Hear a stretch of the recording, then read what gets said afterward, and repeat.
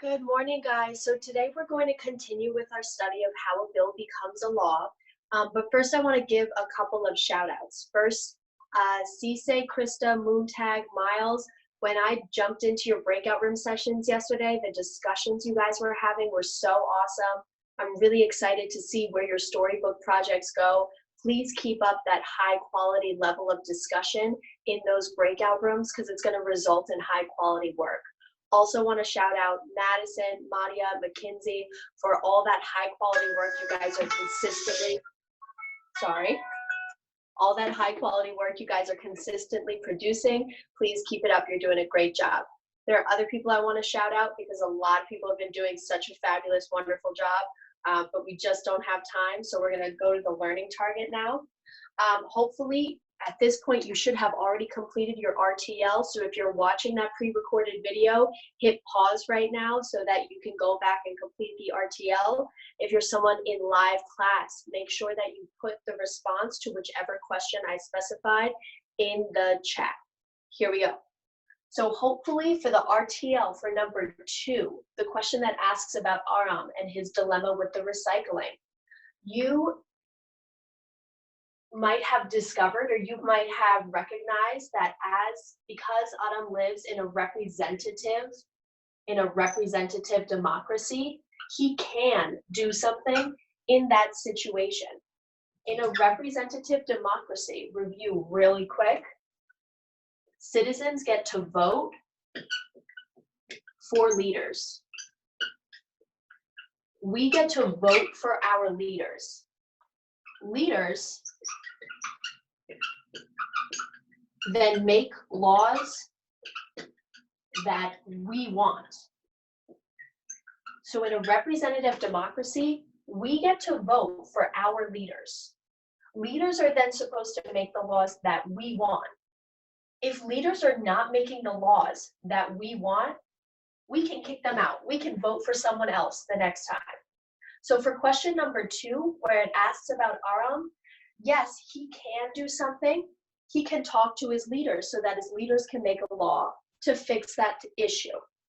So if you are someone who's watching the pre-recorded video for number 2, make sure that you're clear on representative democracy. If you need to pause the video now and just go back and review representative democracy, take a look at your types of government cheat sheet, go ahead and do that. Everybody else, let's move on to the learning target. I will be able to explain the steps of how a bill becomes a law. So this vocabulary word, bill with a lowercase b, we talked about that yesterday. Remember that bill with a lowercase b, it's not like the bills you pay, and it's also different from bill with a capital B, like the Bill of Rights. Bill with a capital B means list. But we have bill with a lowercase b in this learning target. If we're talking about how a bill with a lowercase b becomes a law, this term bill has a very specific meaning. Bill with a lowercase b means a draft of a law. It's the draft of a law. It's not official. It's like an idea for a law. Okay? It's a draft. It's written down. It's the idea for a law is there. It's the draft of the law, but it's not official yet. In order for a bill to become a law one day, it needs to go through 6 different steps. Those are the 6 different steps that we began studying yesterday, that we'll continue to study today and tomorrow. Remember that the only group in our government that has the power to make laws is the legislative branch. The legislative branch. Within the legislative branch, specifically the group we're talking about is the Congress. Only Congress can make the laws. Only Congress can make the laws. The president cannot make any laws. Only Congress can make laws. So today, you're going to continue your storybook project and dive deeper into the various steps that are needed for a bill to become a law. What we're going to do now is turn to the checklist from yesterday. And then I've got a quick video from BrainPop I want to show you that gives you a nice visual of what that checklist looks like. So before I begin the video for today, I want to take a closer look at this checklist from yesterday. We're going to read through the checklist together right now. I'll read it out for you, and as I read, follow along by highlighting or just moving your cursor. You can also annotate this document if you would like. After I read through the How a Bill Becomes a Law checklist, we'll go straight into the BrainPop video. Starting from the top, highlighted text. In the United States, lawmakers can be in the Senate or the House of Representatives. The Senate and the House together are called Congress. Congress works with the president to make laws for the country. All laws begin as bills. Each bill goes on a long journey before it becomes a law. Step 1, the bill begins. Laws begin as ideas. These ideas may come from a representative or from a citizen. Citizens who have ideas for laws can talk to their representatives to discuss their ideas. If the representatives agree, they write the ideas into bills. Remember, that word representative just means leader. Step 2, the bill goes to committee. Each House committee is made up of several representatives. A committee is a group of people who are experts on different topics. When a bill reaches committee, the members review and study it. They make changes to it. Then they vote on whether or not the House of Representatives, as a whole group, should take a vote on the bill. Once a bill gets out of committee, that small group, it moves to step 3. When a committee has approved a bill, it is sent to the House floor. When a bill is debated, representatives, meaning leaders, explain why they agree with it or not. The representatives, the leaders, suggest changes. When all changes have been made, the bill is ready to be voted on. Step 4, the bill is voted on. Representatives, meaning leaders, stand up one by one and vote aye, meaning yes or no, on the bill. Step 5, the bill is sent to the Senate. When a bill reaches the Senate, it is sent to a committee. The committee members discuss the bill. Then they send it to the Senate floor to be voted on. So the same thing that happened through steps 1 through 4, it will then be repeated in the Senate. Finally, we get to step 6. The bill is sent to the president. When a bill reaches the president, she has choices. She can, 1, sign and pass the bill, making it a law, or 2, refuse to sign or veto the bill.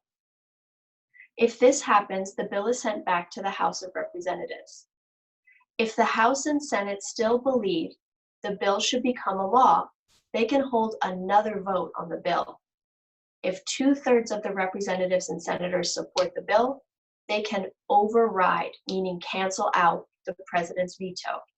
Then the bill becomes a law. I don't really want you to worry about this new vocabulary word, override, today, because we'll dive more into that next week. What I want you to understand about step 6, once the bill is sent to the president, she's either going to sign it and make it a law, or she'll refuse to sign it. She'll basically say no to the bill. That's called a veto. So now I'm going to play a BrainPop video for you guys that basically takes you through these steps. While the BrainPop video is playing, you can physically, if you've printed out your stuff for today, I know some people are doing that, or just mentally check off when you see each step happen in the BrainPop video.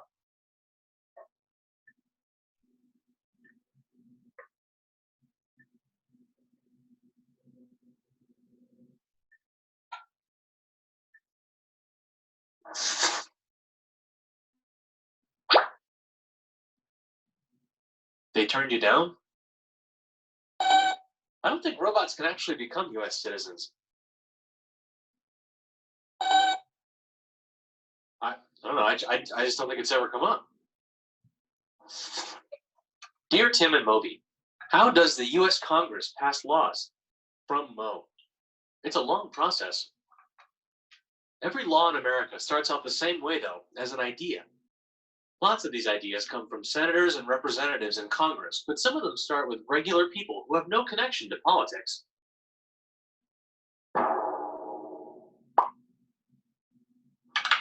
These people write to their local representative or senator explaining their idea.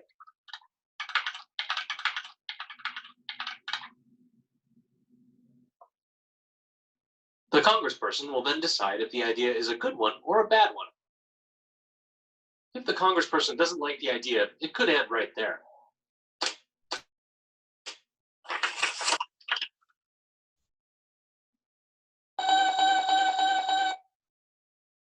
Or, if they like the idea, they may decide to sponsor it. That just means that they'll introduce the idea in Congress as a bill and speak out in favor of it. A bill is a document that explains how such a law would work. Bills can be introduced in either the Senate or the House of Representatives. For a bill to become a law, it must first pass through a committee. Committees are groups of congressmen and women who specialize in certain types of laws. The committee discusses the bill and votes on it, yay for yes and nay for no. If approved, the bill is then sent to a full House of Congress. The full House then discusses, debates, and votes on the bill. If more than half of the congresspersons vote in favor of the bill, it'll pass on to the other House. That means that in the House of Representatives, with 435 members, 218 of them have to vote yay. If the bill begins in the Senate, with 100 members, 51 of them must vote yay. If a bill doesn't pass this first vote, it's often thrown out for good. But lots of times, it'll be sent back to the committee it came from to see if they can fix it. That's right, there are tons of opportunities for a bill to be thrown out before it ever becomes a law. So, once a bill passes the vote in one House of Congress, it goes to the other one for the same process: committee, discussion, debate, and vote. If the bill passes both the House and the Senate, it goes to the President. The President can decide to either sign the bill, at which point it becomes a law, or if he doesn't like the bill, the President can veto it. Once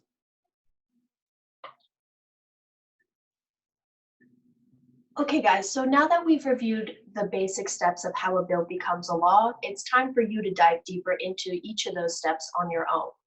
The way you're going to dive deeper is by completing your storybook project. So you're going to create a storybook, a children's book, from the perspective of a bill. Just like that, just like in the music video, I'm Just a Bill from Schoolhouse Rock yesterday, your story is going to be told from the point of view of the bill. We went over the beginning of your How a Bill Becomes a Law storybook project description yesterday. We did not dive deeper into the story requirements.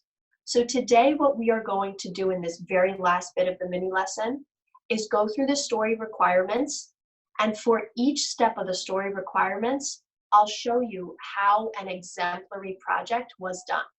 That way you have a really good visual of what exactly needs to happen in order for you to complete your storybook project. So again, you're on the third page now. The third page is your How a Bill Became a Law storybook project guidelines that we went over yesterday.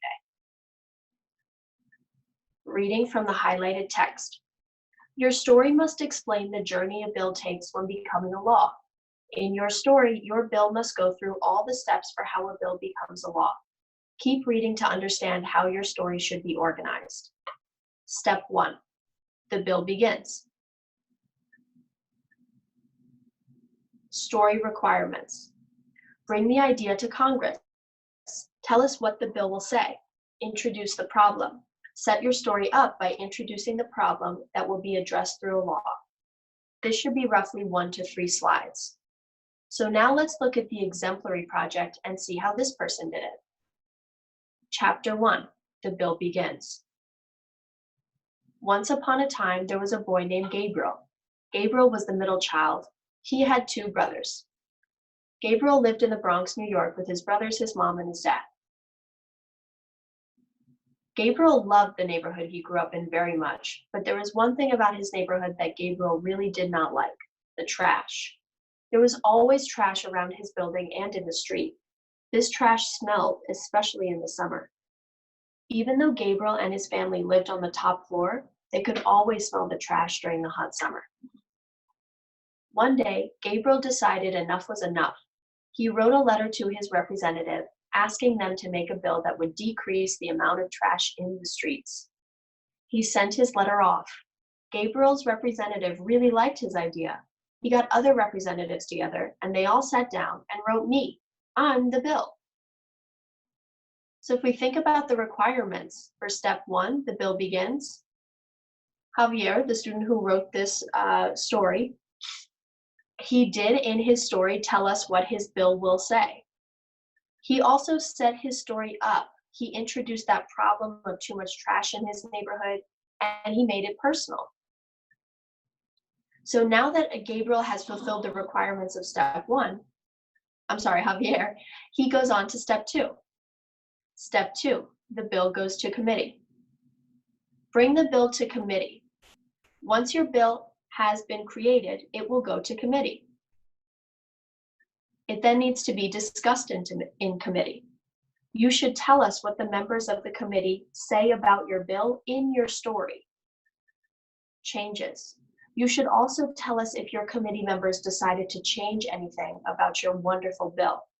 In real life, committees always add changes to bills. I should see that your committee and your story is adding changes.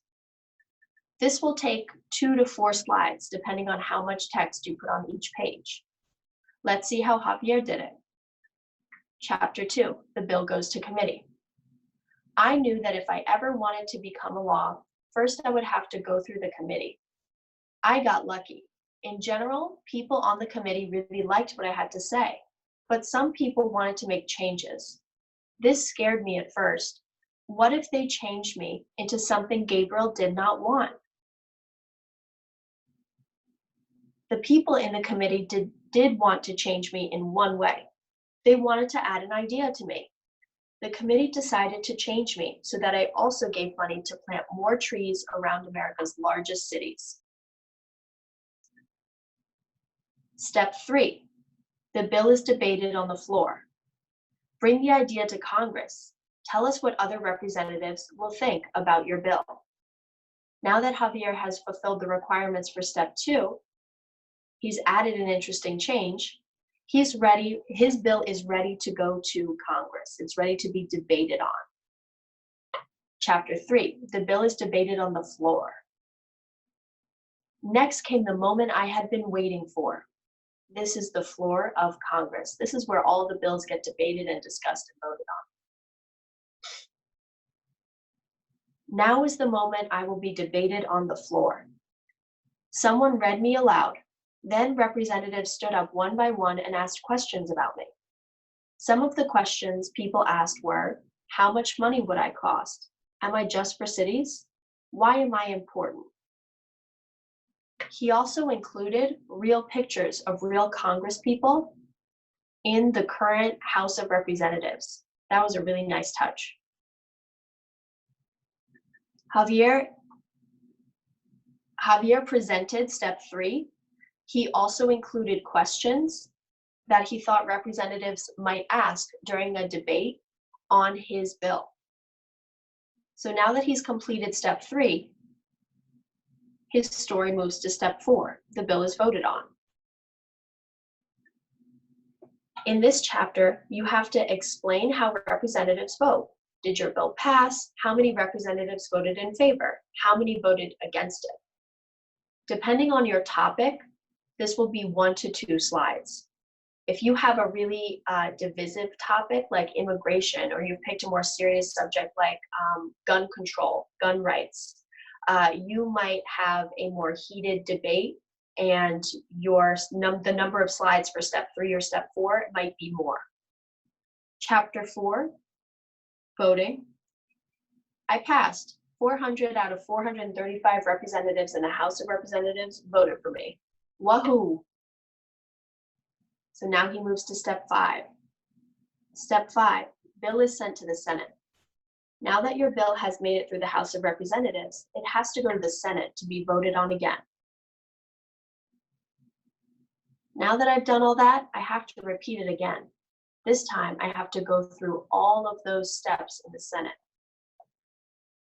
It seems like a lot, but I'm willing to do whatever it takes to become a law.